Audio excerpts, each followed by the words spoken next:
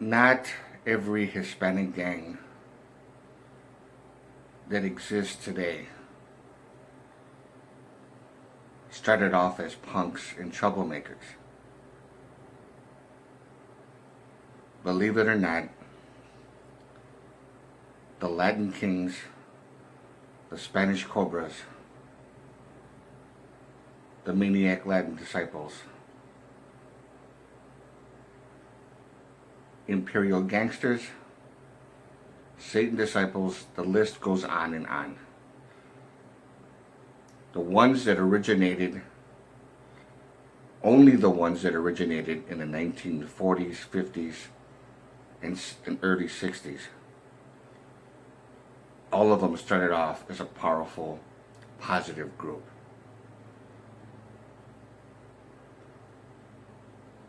And that is the real history.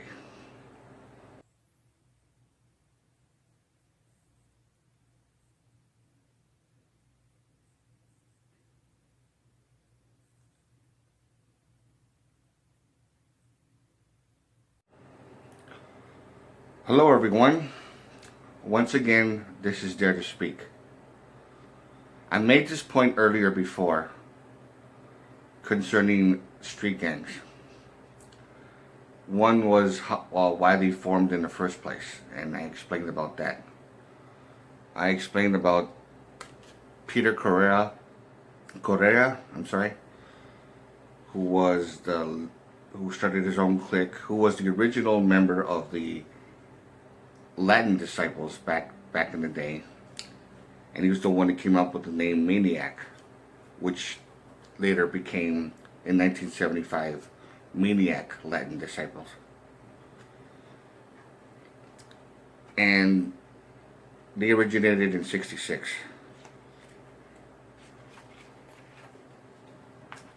One particular gang that I talked about before, I did a couple of videos on that one, and I wanted to show real quick the leader of the Spanish Cobras, Richard Medina, aka King Cobra, who died in 1979. He was shot and killed by the insane unknowns who were ordered to do that by the Latin Kings. And this is the actual gravestone. I'm not really quite sure exactly where he was buried. I don't know if it's clear to you, the picture of, but it says here, Richard Medina, KC, King Cobra, born January 7th, 1959, and died on April 14th, 1979. Looks kind of blurry, but that's what it says right here. He has family here, so maybe I got word that his body was transferred here to Milwaukee, Wisconsin, because he has family here. So, or maybe he was buried in Chicago. I honestly don't know.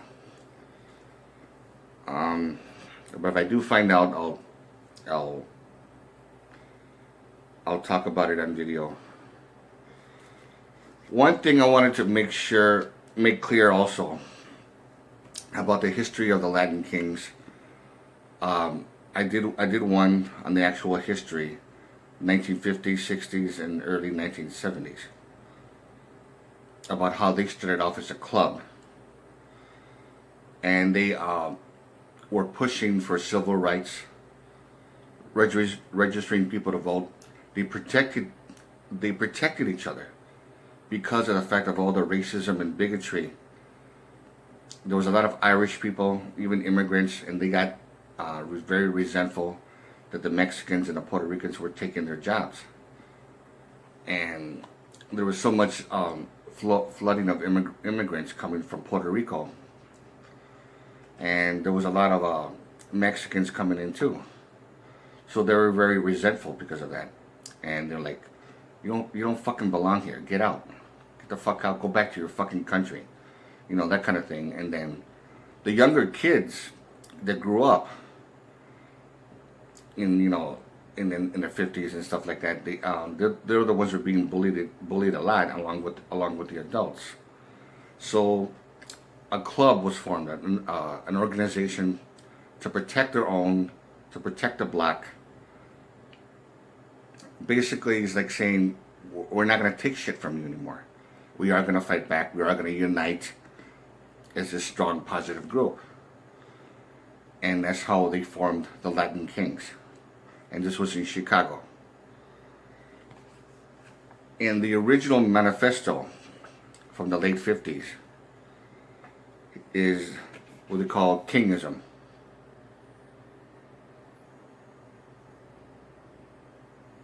I know it's kind of blurry, and I know that the light doesn't, you know, do much justice. But this is the original manifesto. And the Latin Kings of today, especially the ones that I grew up with, they don't follow any of this stuff. I mean, the original Latin Kings from the time they started are completely different from the Latin Kings of today. I'm gonna share with you some of the stuff they have here. I'm gonna go through it, as much as I can. The Code of Kingism.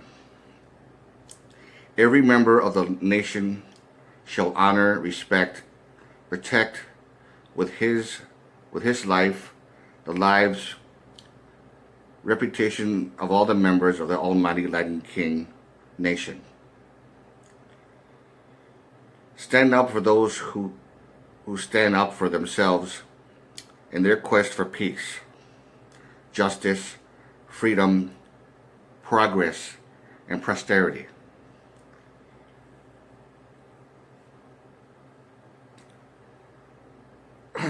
Never exploit or bring harm to any member of the most righteous tribe, the Lion tribe, the Almighty Latin King nation, or any other opposed person or nation. Very important, right there. Respect and protect with your life brown women, for they are the mothers of one beautiful color, of our beautiful color. The life of the future sons of the universe. Sons as in S-U-N, son. It's kind of hard to read this because it's a little bit blurry. So forgive me if I fuck up a little bit. Love and respect children of all races, sexes, cults, and religions. Protect them with your life, for they are the leaders of tomorrow's nation. Honor and respect the nation salute, for it means I die for you. And the sacred colors, as they represent the people we love and we live for, the memory of those who rest in peace in the sanctuary of the Almighty Father, King of Kings. Educate yourself, for an illiterate king is a weak king. And a weak king has no place in a strong nation. Learn your king manifesto and live by it, for it shall lead to peace, freedom, and justice. Behold Latin King, behold Latin Queens.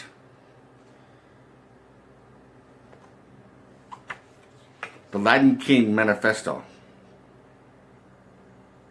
from the late 50s. The late 50s. How can they be a bunch of troublemaking punks if the original ones were living by that manifesto, a strict manifesto on this one? Now, the Latin Kings of today, especially during the 1970s and 1980s, the ones that grew up in the 1980s, they never really give a shit about the strict code of Kingism. A lot of them are punks, but the original OGs, they are completely fucking different. They were a positive group, and it wasn't exactly their fault that they went downhill. The government was threatened by them, the police and the law enforcement saw them as a threat. And because of that, they wanted to divide and conquer, so they started pouring drugs into the community, heroin especially, because there was a lot of money to be made from addiction. So a lot of the newer members, they sought opportunity for it, and they took advantage of the group's positive image. And then slowly through the decade, they went from a very powerful social group who actually gave a shit about the civil rights movement to being drug dealers competing with other drug dealers from other gangs, and then a war breaks out, and then when enough time passes to the 1970s, 1980s, they started killing each other over stupid fucking shit. Like during my time, during the late 70s and early 80s, when I was very young, they were killing each other over a name on the wall. They were killing each other over a fucking symbol. If someone was wearing the wrong colors, killing people over fucking colors. If someone had their hat tipped to the wrong way, stupid fucking bullshit. I mean, just to see how fucking overwhelmingly, I never saw a bunch of sorry-ass, ignorant motherfuckers in my life. And all you're doing is disrespecting. Not all of them, not all the Latin Kings of today are like that. A lot of them are, but not all of them. There's some that are true to this. There are some. But the ones that I grew up with, and a lot of Latin Kings, especially the ones that jumped me, the ones that almost killed me, you honestly think they give a fuck about this? Or even know the strict code of Kingism? A sorry-ass bunch of ignorant motherfuckers, and they have no fucking respect for the true code of Kingism. No fucking respect whatsoever. The Spanish Cobras, they started off as their own clique to protect each other and to protect the block. It was the same thing with the Spanish Cobras. It was the same thing with the Maniac Latin Disciples. I found out that the Imperial Gangsters were started off as a club as well. Satan Disciples, the same thing. It was just a matter of time where the positive image was going to end up becoming the opposite.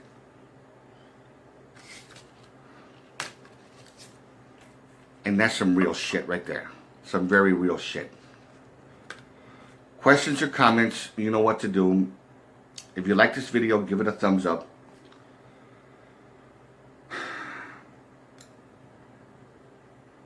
And to all of you, especially the ones that are affiliated with any of these gangs, I'm not trying to talk shit just to get you pissed off. I'm just trying to help to educate you from what I know. And I'm not saying that I know everything about this. I would never say that. But I do my research. And I'm sure there's Latin Kings out there that would actually agree with me, especially the old school. So again, this is Dare to Speak. And to all of you, take care.